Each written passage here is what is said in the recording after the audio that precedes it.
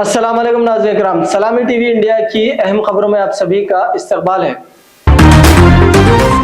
मरकजी वजीर फाइनेंस निर्मला सीतारमण ने आज अपने आम बजट में इनकम टैक्स से मुतालिक एक अहम ऐलान किया। उन्होंने कहा कि अगर किसी शख्स की सालाना कमाई 12 लाख रुपए से तक कम है तो उसे इनकम टैक्स नहीं देना पड़ेगा।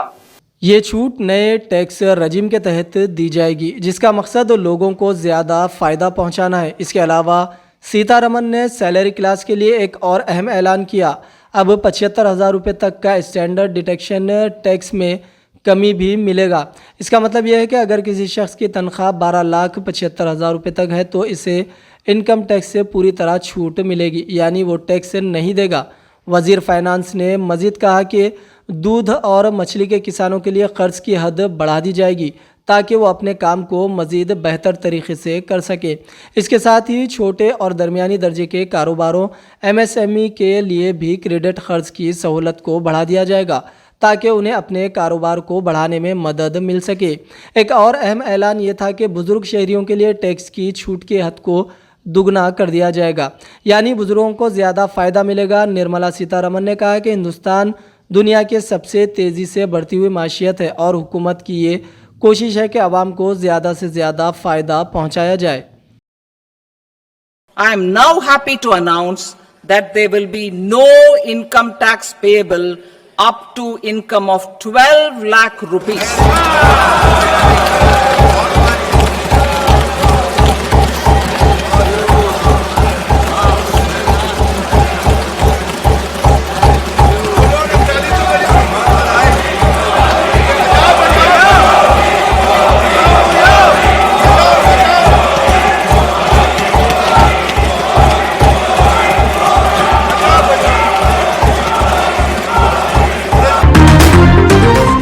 आम आदमी पार्टी से 7 अरकान असम्बली ने इस्तीफा दे दिया।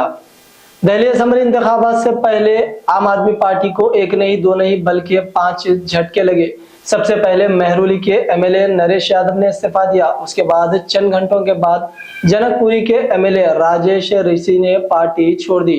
फिर त्रिलोकपुरी के MLA रोहित कुमार महरौलिया, Kasturba Nagar MLA A Madan Lal, Bijwasan MLA A Bhupinder Singh Joon, Palam MLA A Bawana Gaur और फिर आदर्श नगर के MLA A पवन कुमार शर्मा ने भी इस्तीफा दे दिया। गौरतलब है कि इन तमाम MLA को पार्टी से टिकट नहीं मिला था। 5 फरवरी को होने वाले पोलिंग से पहले आम आदमी पार्टी के 3 MLA का इस्तीफा होना है आम आदमी पार्टी के लिए कितना नुकसानदा होगा, ये तो 8 फरवरी को वोटों की गिनती के दिन ही पता चलेगा। वहीं महरौली के MLA A नरेश यादव ने इस्तीफानामे में लिखा कि आम आदमी पार्टी हिंदुस्तानी सियासत को बदउनवानी से पाक करने के लिए बदउनवानी के खिलाफ अन्ना हज़ारे की तहरीक से पैदा हुई थी, लेकिन अब मुझे बहुत दुख है कि आम आदमी पार्टी से बदउनवानी बालिकल कम नहीं हुई है बल्कि खुद करप्शन की दलदल में फंस चुकी है। मैंने 10 साल ईमानदारी से काम किया। मैंने आम आदमी पार्टी सिर्फ ईमानदारी की सियासत के लिए ज्वाइन की थी। ईमानदारी आज कहीं नज़र नहीं आती। इस्तीफा देने वाले MLA का दावा था कि आम आदमी पार्टी में सिर्फ चंद ही लोग रह गए जो ईमानदाराना सियासत करते हैं।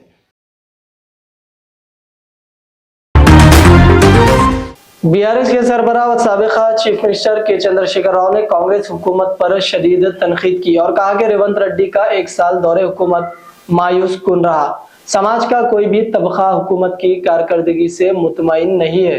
साबिका चीफ मिनिस्टर KCR ने कहा कि समाज का कोई भी तबका हुकूमत की कारकर्दगी से मुतमईन नहीं है। तवील अरसे तक फार्म हाउस सियासी सरगर्मियों से दूर रहने के बाद KCR ने आज असम्बली हल्का जहीराबाद की पार्टी कारकुनों से फार्म हाउस में मुलाकात करके इन ख्यालात का इजहार किया।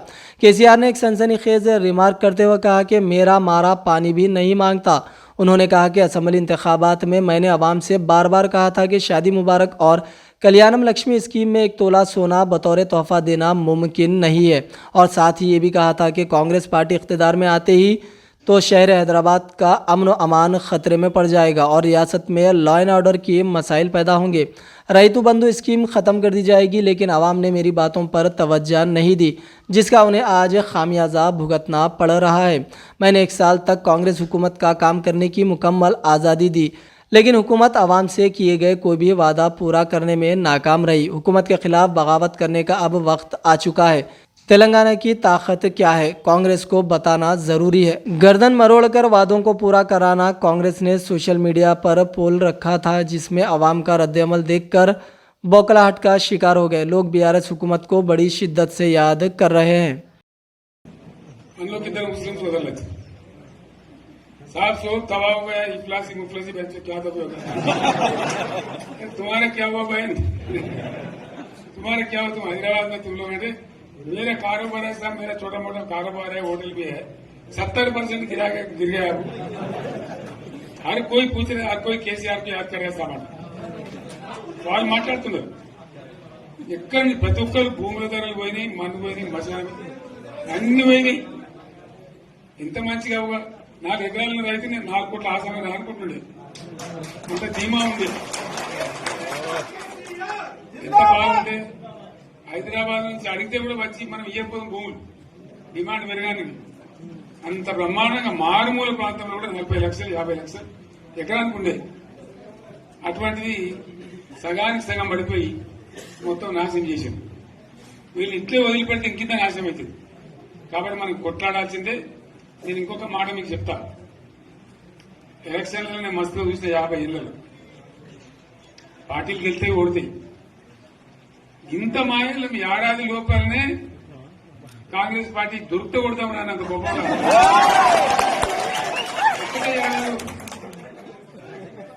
ఇంకా వాళ్ళ పొంద తెలివికి నిన్న వారి పార్టీడే మంది పెట్టలు అదేందో పోలింగ్ పెట్టిన వాడు చూసిరా మీరు? ఆ పోలింగ్ పెడితే 70% మనకు వచ్చింది, 30% మనకి। వాడు పెట్టింది మనం పెట్టింది కాదు, 75 ఈ పరిస్థితి। అదే నేను ఏమంటున్నా అంటే ఫామ్ హౌస్ అంటే ఏముంటది, వారి ఉంటది, మాకు ఉంటది, అలా ఉంటది। కాంగ్రెస్ వాళ్ళు ఎంత మంచి చేస్తే పారబడి కావచ్చు కూడా లంగత దీన్ని ఫామ్ హౌస్ అని మనం బదనాం చేసి అంతే కదా। నేను ఏమంటున్నా అంటే అన్ని మప్పులు వీడిపోయినట్టు ప్రజలకు అన్ని తెలిసిపోతున్నాయి, మంచి ఏంది, చెడ్డ ఏంది, ఏం జరిగింది అన్ని ఇంకా ఘోరమైందని చెప్తున్నా। వీళ్ళ తెలియదక్కతనానికి ఏమైంది, నిన్న మొన్న రిపోర్ట్ వచ్చింది। फार्म हाउस में बैठकर तनकीद करने के बजाय हिम्मत हो तो असेंबली इजलास में शिरकत करे। केसीआर को तेलंगाना चीफ मिनिस्टर रेवंत रेड्डी का challenge. Chief minister Revanth Reddy ने बीआरएस के सरबराह केसीआर को फार्म हाउस में बैठकर हुकूमत पर तनकीदों के बजाय असेंबली पहुंचकर इजहार ख्याल करने का मशवरा दिया। केसीआर की जानिब से हुकूमत पर तनकीद पर सख्त रद्द-ए-अमल जाहिर करते हुए तेलंगाना के चीफ मिनिस्टर ने कहा कि फार्म हाउस में बैठकर बातें करने के बजाय असेंबली आए तो हुकूमत तरक्याती और फलाही कामों के एदाद व शुमार पेश करेगी। चीफ मिनिस्टर ने रंगारेड्डी जिले के फारूक नगर मंडल में मुगली गुदा गांव में गवर्नमेंट जिला परिषद हाई स्कूल की 150 साला यौम तासीस से खिताब कर रहे थे। चीफ मिनिस्टर ने कहा कि असेंबली इंतखाबात के पेश नज़र सियासी फ़ायदा हासिल करने के लिए केसीआर ने रैतु बंधु स्कीम का आगाज़ किया था, लेकिन स्कीम से किसानों को कोई फ़ायदा नहीं हुआ। कांग्रेस बरसर इख्तियार आने के बाद रैतु भरोसा स्कीम के तहत इमदादी रकम किसानों के खातों में जमा की जा रही है। उन्होंने कहा कि 2014 से दिसंबर 2023 तक केसीआर हुकूमत ने कर्ज माफ़ी स्कीम के तहत महज 18,000 करोड़ जारी किए। उन्होंने कहा कि 18,000 करोड़ में महज 3,000 करोड़ ही किसानों के कर्ज माफ़ हुए, जबकि कांग्रेस हुकूमत ने एक साल में 21,000 करोड़ के कर्ज माफ़ किए। चीफ मिनिस्टर ने कहा कि फार्म हाउस में बैठकर केसीआर हुकूमत पर कर्ज माफ़ी ना करने का इल्ज़ाम आयद कर रहे हैं। फार्म हाउस में बैठने के बजाय असेंबली आए और एदाद व शुमार पेश करे। उन्होंने केसीआर को चैलेंज किया, अगर किसानों से हमदर्दी हो तो असेंबली इजलास में शिरकत करें। उन्होंने कहा कि सिर्फ वादे करते हुए इलेक्शन के बाद फरामोश कर देना कांग्रेस की तारीख नहीं है।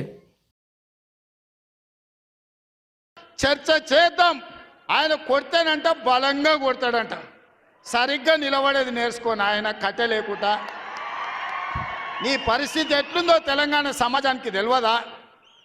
నువ్వు తూగుతున్నావా, సోగుతున్నావా, నువ్వు నిలబడగలిగే పరిస్థితిలో ఉన్నావా? ఆయన బలంగా కొడతాడంట, ఆయన లేచి వస్తాడంట। సోషల్ మీడియాలో నాకు ఆయనకు పోటీ పెడితేనంట ఆయనకు లైక్లు ఎక్కువ వచ్చినాయంట టిక్ టాక్లో।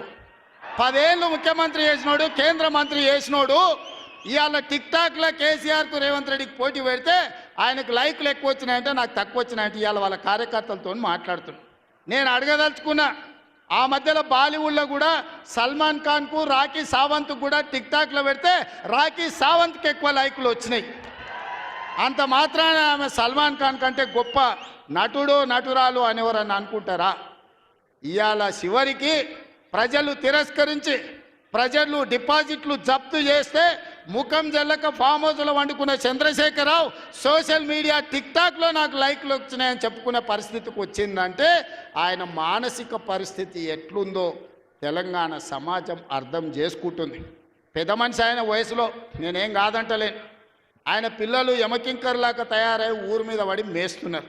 ఫస్ట్ నీ కొడుకుని అల్లుని కంట్రోల్లో పెట్టు చంద్రశేఖరరావు, నువ్వు రా సభకు. जमीन की गर्दिश का वीडियो रिकॉर्ड, हिंदुस्तानी साइंसदान का कारनामा। हिंदुस्तानी खलाई साइंसदान दूरजे एंगचैक ने लद्दाख में जमीन की गर्दिश का शानदार वीडियो रिकॉर्ड किया, जो सोशल मीडिया पर वायरल हो गया है। वो हाल में वाक़ इंडियन एस्ट्रोनॉमिकल ऑब्जर्वेटरी में बतौर इंजीनियर इंचार्ज काम कर रहे हैं। उन्होंने 24 घंटों तक टाइम लैप्स तकनीक का इस्तेमाल करते हुए ये वीडियो बनाया और इसे 1 मिनट की मुख्तसर फिल्म में तब्दील किया। वीडियो में साफ नजर आ रहा है कि सितारे साकिन हैं जबकि ज़मीन मुसलसल गर्दिश कर रही है।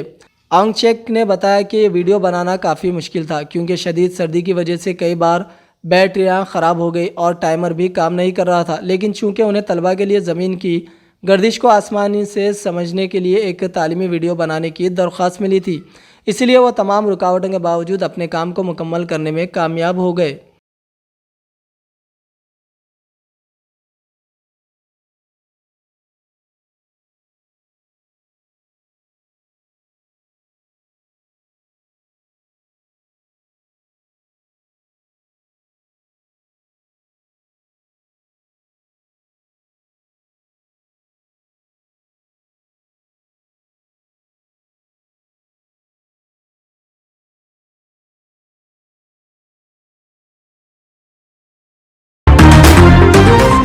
बजट में रियासत बिहार के लिए ऐलानात की बारिश। बजट 2025 में एक बार फिर आम बजट में बिहार पर खास तवज्जो दी गई। मरकजी वजीर फाइनेंस ने बिहार के लिए 5 अहम ऐलानात किए हैं।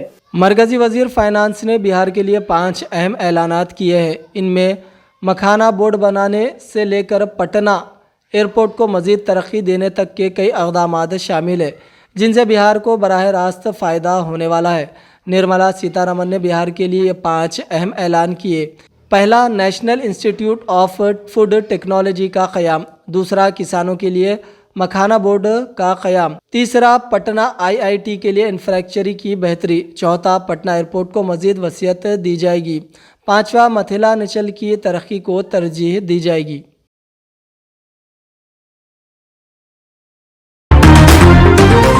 तो नाज़रीन करम, ये थी सलामी टीवी इंडिया की अहम खबरें। दीजिए आपके दोस्त अजहर खान को इजाज़त। अल्लाह हाफिज़।